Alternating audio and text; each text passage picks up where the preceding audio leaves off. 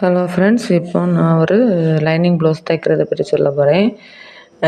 எப்படின்னா, ஃபஸ்ட்டில் லைனிங் வந்து நல்லா ப்ளவுஸ் பிட்டை கட் பண்ணி வைக்கிறத வந்து இது பண்ணிக்கிட்டு, லைனிங்கில் வந்து நம்ம கட் பண்ணி வைக்கணும். லைனிங்கில் கட் பண்ணால் தான் நமக்கு வந்து சாதா ப்ளவுஸோ லைனிங் ப்ளவுஸோ அது குழு குழுன்னு போடுறத விட இது ஸ்ட்ரைட்டாக இருக்கும். நம்ம லைனிங்கில் பதிச்சுட்டு ப்ளவுஸ் பீஸ் மேலே போட்டு பதிச்சு வச்சுட்டு அப்புறமா வந்து என்னது பேக் சைடு நான் ட்ரை பண்ணுங்கள். பேக் சைடு அடித்து முடிச்சுட்டு இப்போ ஃப்ரண்ட் அடிக்கிறேன்.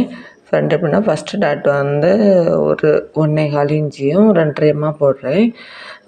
செகண்ட் டாட் வந்து 2.5.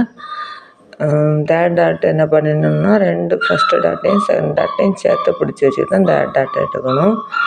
அப்புறமா வந்து என்ன பண்ணுறேன்னா, பட்டி ட்ரை பண்ண போகிறேன். பட்டி எப்படின்னா, ப்ளவுஸோட பட்டி அளவு எடுத்து அளந்து நம்ம தையல் கொடுற பகுதியும் சேர்த்து அளந்து வச்சுட்டு கட் பண்ணிக்கோங்க. அப்புறமா வந்து நம்ம எடுத்து வச்சுருக்கிற பட்டியை வலது இடது சேர்த்து வச்சு பார்த்து ஜாயின் பண்ணிக்கணும்.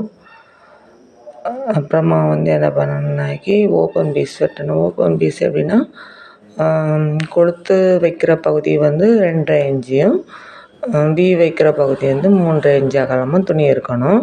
ஆனால் ஹைட்டு அதை விட 1 இன்ச்சு ஜாஸ்தியாக எடுத்துக்கோங்க. எடுத்துகிட்டு இது பண்ணால் நமக்கு வந்து ஹைட்டு 1 இன்ச்சு கூட இருந்தால் அது நம்ம ஜாயின் பண்ணுறதுக்கு கீழ்ப்பகுதியில் 1/2 இன்ச்சு கூட விடணும். இப்போ பீஸ் வைக்கிறத பாருங்கள், எல்லாம் உங்களுக்கே தெரியும். எப்படி வைக்கிறேன்னு பார்த்தீங்களா? 1/2 இன்ச்சு கூட கீழ்ப்பகுதியில் வச்சுருக்கேன். மேல் பகுதியில் அதிகமாக இருக்கிறத கட் பண்ணிக்கலாம். பின்னாடி அதை மடித்து வச்சு உள்பக்கமாக வச்சு அடிச்சுக்க வேண்டியதுதான். இது வி போடுறேன்.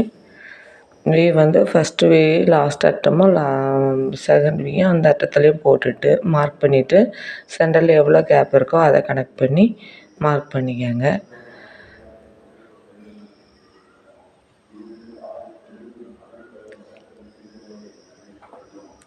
அப்புறம் என்ன பண்ணணுன்னாக்கி கிராஸ் பீஸ் ஜாயின் பண்ணி வச்சுக்கணும். கிராஸ் பீஸ் ஜாயின் பண்ணி வச்சுக்கிட்டு ஃப்ரண்ட்டு பேக்கு சேர்த்து வச்சு நல்ல பக்கமாக வச்சு உள்பக்கமாக வச்சு நல்ல பக்கம் வந்து உள்பக்கமாக இருக்கணும். அப்படியே வச்சு ஜாயிண்ட் போட்டுக்காங்க. ரெண்டாவது கழுத்து பகுதியை ஒன்றா வச்சு ப்ளவுஸ் வச்சு மார்க் பண்ணிக்காங்க.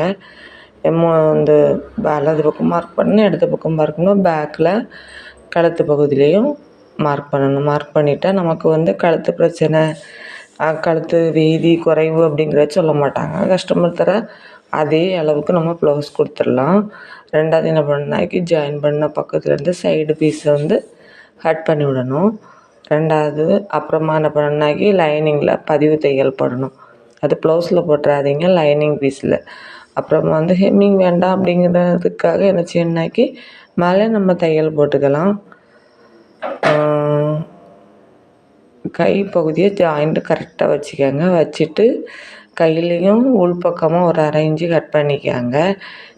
அது வந்து அக்குள் பகுதியில் சுருக்கு வராது. அப்புறமா வந்து தையல் போடுறது வந்து என்ன பண்ணணுன்னாக்கி ஒரு 1/2 இன்ச்சில் போடணும். 1/2 இன்ச்சில் போட்டால் தான் அது என்ன செய்யணுன்னாக்கி 1/2 இன்ச்சில் தையல் போடும்போது பிரியாது. நம்ம 1/4 இன்ச்சில் அப்படி போட்டால் தையல் வந்து நம்ம ஒரு ப்ளவுஸ் போட்டால் 2 நாளையிலேயே நமக்கு ப்ளவுஸ் பிரிஞ்சு வந்துடும்.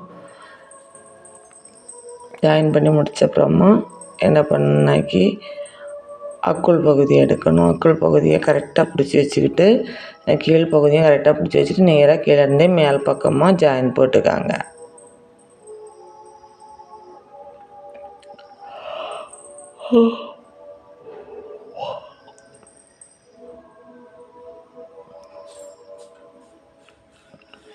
அக்குள் பகுதியிலேருந்து நேராக போடலாம், இல்லைன்னா மேல் பகுதியிலேருந்து கீழே போடலாம். அது உங்களுக்கு கை வசதி எப்படி வருதோ அப்படி பண்ணுங்கள்.